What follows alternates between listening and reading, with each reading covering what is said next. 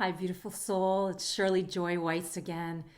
And I felt really called to do another video again this week because it has been quite a week filled with lots of emotions for so many of us. And in all honesty, it's not new. Things like this, things like what happened last weekend in Orlando are happening around the world all the time. And for us Americans, it just came really close to home. So our attention got drawn to it really powerfully. And as the days go by, we are coming back into our busyness and our day-to-day work. And some of it is just because we don't know what to do, right? We don't know what can we do about it, and I saw so many people on Facebook cry out with that level of frustration because what is it that we who are seemingly very on the sidelines, what can we do about it? The person who lives in a small town in the United States or even a big city in the United States, and we're involved in our everyday to-day work, taking care of our family's business. We don't have direct relationship to government or organizations that may actually have direct impact on worldly affairs. Let's just put it as that, right? Like, what can we do? And then there were so many cries of love on Facebook. I was certainly one of them, preaching love, preaching love. And then there were so many people crying out, like, we can't just preach love. We got to do something about this, and there was so much confusion. And so I really wanted to just add my take, a little bit of my take to the mix, because I want to show you that we are anything but powerless. I want to remind you the power you in fact are in ways that you may not even realize. And that's really the point of my video today, because it's so important. We can't go on like that anymore, right? And certainly, just as Einstein said, you can't solve a problem by the same level of consciousness that created it. So certainly attacking, creating more borders, does that work? To a degree, but it only keeps a problem that is there at bay. It doesn't solve the problem, right? And in fact, it might even create it bigger in the long run. The policies that have created so much frustration and anger between people. And so I really want to show how much power we really do have amidst this situation, and what is a higher level of consciousness approach to this. And in the simplest terms, it is love. But I want to speak to it really practically. I want to speak to it really directly. I don't want to be another Pollyanna who is shoving a problem under the carpet, because being love is so not about that. I'm going to talk to you about how to be love. What does it even mean practically be love? Because the truth is, the reason we are seeing so much frustration, so much difficulty in our world, right, is because people are so bogged down by fear that they have forgotten love. You see, there's really the only two emotions that we humans basically have at the end of the day. It could really be simplified down to that: love and fear. And we have been programmed with fear by the media and our ancestors and society so much that even with the best of intentions, most of us don't even know how to feel love anymore, don't even know how to express it, direct it, use it, live it, feel it, embody it, embrace it. And when we do, oftentimes we're experiencing distorted forms of love. So that's one of the things that I want to clarify in this video, really provide a very practical experience and an explanation of love. But before we get that, I really want to address all the people that say, that's Pollyanna, that's being blind, that's not addressing the problem head on. To be love in the face of such anger, in the face of such fear, in the face of such fright, does not mean I am a naive, innocent Pollyanna. In fact, it means I'm seeing this dead on. I look at this. I'm not shying away. I'm not turning off the TV. I don't need to turn off the TV. I know myself, who I am, so much at this point that I don't fear anymore. There was a time in my life that my soul was so sensitive, right? I hadn't learned yet how to master my emotions and be the master of my own being, that I couldn't go to like super dramatic movies or super graphic movies, and I certainly could not watch the news. I did have to create a bubble for myself because I was so sensitive. I'm such an empath. Fortunately, I grew to know how to deal with my empathy and how to really discover what is the true nature of my internal experience so that I wasn't taken off by the slightest picture of fright, fear, danger, insecurity. And so first of all, let me just begin with that. You know, when you really remember who you truly are, a being that in your essence, you are already whole, you're magnificent, you're well, you're complete, you're centered, you're at peace. When you really know that, and you realize that if you're feeling fear, it's just a matter of fear moving through you. It has nothing to do with you. You no longer fear it. You can look at it in the face. I'm oversimplifying it, but I really want to first invite you that you can get to the place where you look at fear in the face and you know we are not that. We are not that fear. We are not that anger. We are not that hate. So I can look at it in the face and not be scared because I know who I am and I know the power of love, as I'm going to speak to in the video. And so it doesn't mean, again, I'm a Pollyanna naive. I look at it in the face and I choose a higher level of consciousness to look at it. Because if I continue to look at it through the eyes of hate and anger and fright and lack and separation and fear, I'm in the old consciousness. And that's why the problem goes on and on and on and on. People preach love, but they haven't yet still been able to fully embody it. We're going to talk about that in a second. And so they only stay in the same consciousness. Of course, it just replicates because that hate, that fear, that separation is what created in the first place. We are all made of the same stuff. Everyone, perpetrator and victim alike, at the end of the day, just wants to feel secure and loved. And the more we bring hate and separation and anger and fear and judgment into our collective consciousness, the more people don't feel security, love, and the more they move from that fearful place, which causes people to do such things. When you're in your heart, when you're centered, when you're clear, you will never do such things. And you can see that, first hand in your own life. How many of you have had a relationship, right, with where you have a fight, be that with a sister, a brother, a lover, a husband, a wife? And when you're in anger and you're in rage, you say things you regret. You do things you regret, right? How many of us have quit a job or quit a relationship or dropped something, which was really throwing out the baby with the bathwater? That was just us acting on anger, on fear.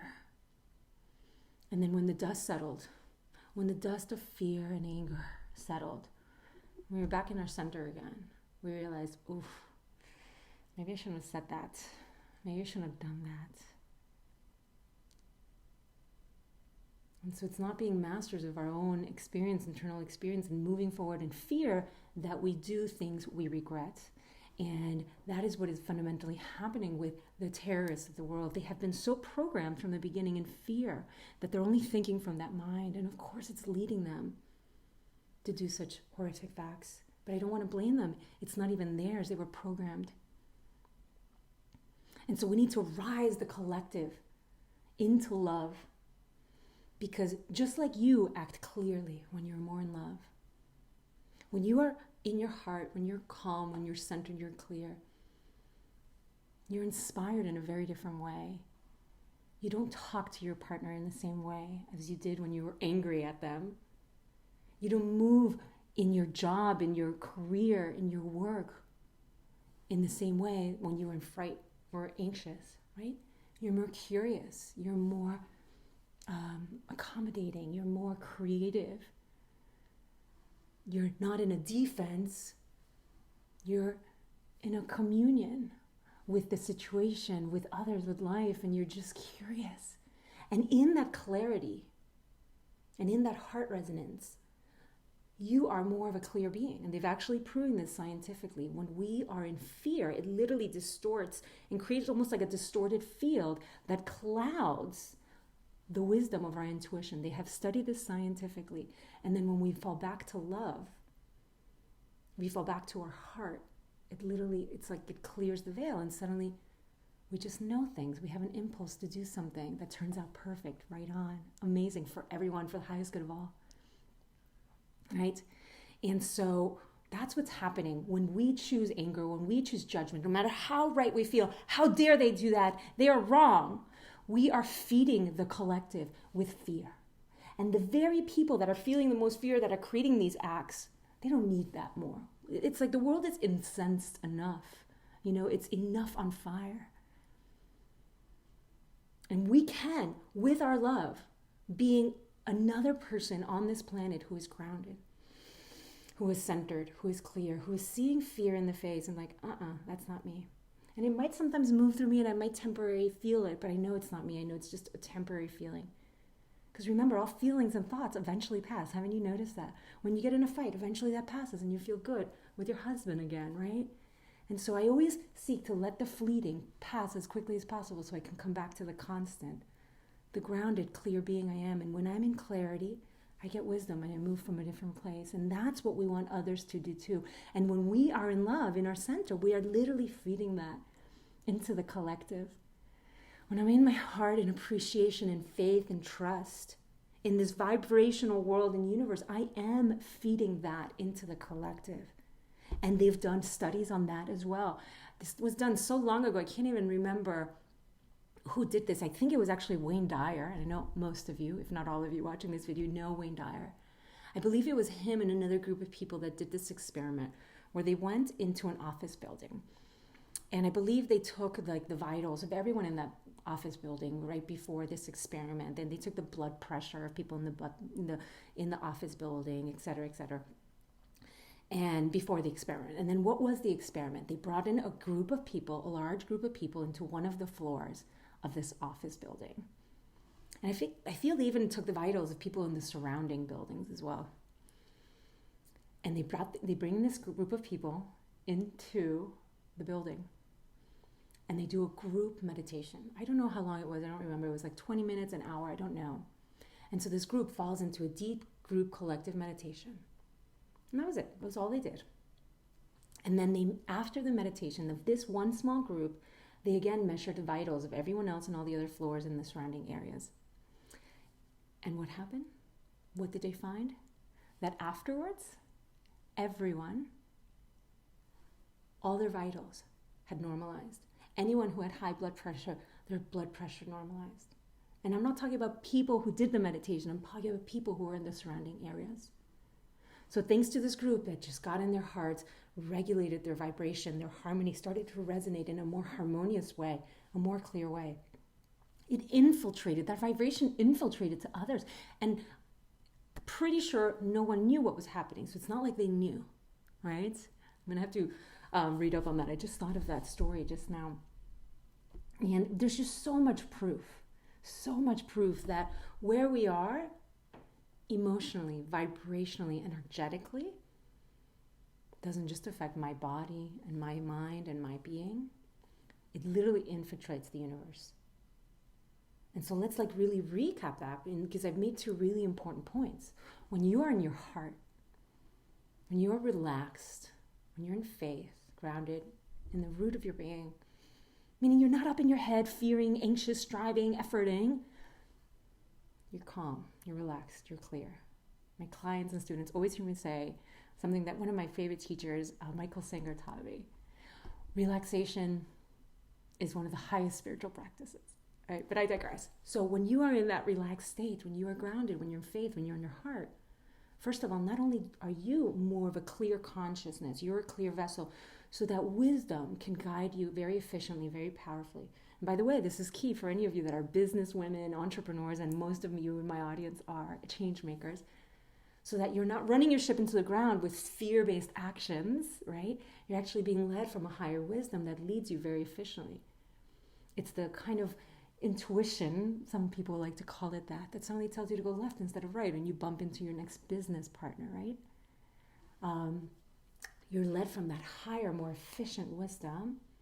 So not only does being in your heart do that for you and help you move powerfully, being in your heart is one of the greatest ways you can serve our universe. Because as we talked about, your vibration does touch and affect others.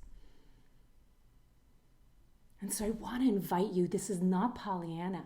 This is I see you fear, and you're an illusion. You are not real. You are temporary. Yes, a big percentage of our world is living in fear, but that doesn't mean it's real. Doesn't mean it's true. I know my truth. I'm love.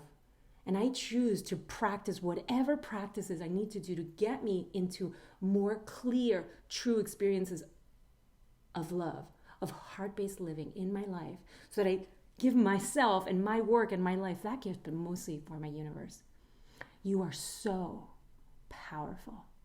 You are not powerless bystander.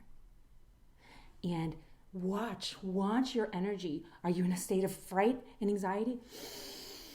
It's temporary, it's not real. Let it pass. Do what you can to relax. That is a gift to our planet.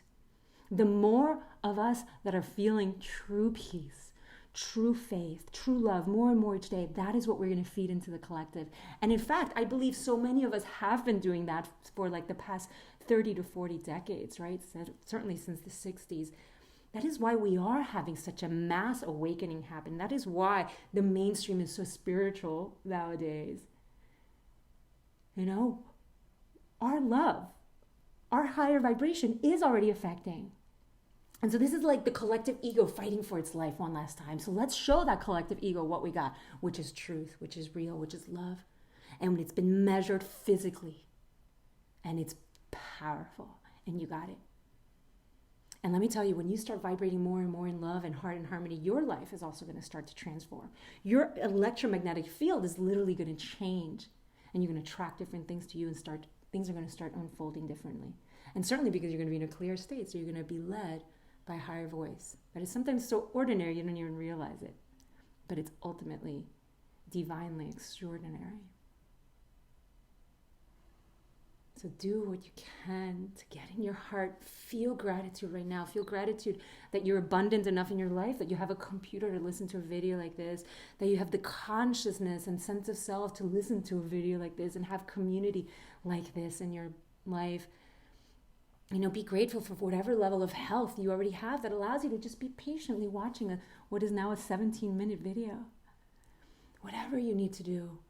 Gratitude is one of the cutest ways, right? Appreciation. Appreciate whatever's happening in your life, no matter how odd it seems. You are powerful. And so I hope with this video you're seeing that love is not a woo-woo, fluffy fairy tale, but it's the key for you to move most efficiently in your life, and it's how you are going to be really powerful in our world. And we have to stop judgment. We have to stop judgment. That's only going to create more of the old suffering in between relationships, of friends, co-workers, family members, lovers, and certainly international relationships. We are all made of the same stuff. At the end of the day, we all want to find love, home, truth, security. Sadly, the great big human misunderstanding is that we find that love, that security outside, in my government, in my house, in my bank account, in, you know, my husband, wife, kids, whoever, right? When it's who we've always been inside, you know? So it's time that we wake up to the peace we are for ourselves, but certainly for our world. The more you remember that you already are home, that you already are peace, you already are secure, the more you'll help the world know that too. You are so powerful. And as always, this is what I am dedicated to helping my students and clients with, to discovering this home, this peace, this love inside of ourselves. And if I can do it, I was riddled with so much anxiety and depression for so many years. You can too, beautiful. And this is how you're going to transform your own life, but our world. And there's not enough of us that can rise in this now. The news proved it to us once again. So feel free to reach out to me. I am not one of those inaccessible coaches. If you need support in this, or of course to please share, you know, what this brings up for you. You know, share in the comments below. Let me know. Let me know how you're choosing to embody love. You know, share your ideas of how you get into your heart with others. Let us all hear. Let's start a great big conversation about this. And do whatever we can each and every day to practice love until that is the only emotion we know. You know, we've been living fear for so long that we need to. You know, I'm running a mastermind now, a feminine leadership and enlightened business mastermind right now. And we're spending almost a whole month on the theme of love. Because that is true spiritual leadership. And you're a spiritual leader, whether you're a mom at home, or whether you're someone who's an actual change maker or a coach in the limelight. And how are you mostly a spiritual leader? When you're coming from your spirit, and your spirit is love, period. So if you're in judgment, we got to just start to replace it. More back to love, more back to love. And it starts with you. It starts right now. Stop judging yourself, stop judging others. What can I do to get in love? I give my women so many different practices to get into love. And I've named several here, the well-known ones of appreciation and gratitude. Because appreciation and gratitude forces you in your heart. Play with it and see. And then see how differently you feel. And see if you don't interact with people differently. And see if people don't interact differently with you when you're in your heart. You know it's true. You've been there. All right, I've said enough for the day. I love you. And let's just take a deep collective breath and send love and blessings of security, of peace, and of faith to everyone touched by the tragedies in Orlando, in Kenya, in Europe, in Asia, in our whole world today. Both perpetrators and victims alike, they all need the blessing of security and love. And we are the lucky ones who can take this and shout it out now. This is not a Pollyanna. I love you. Thank you for joining me.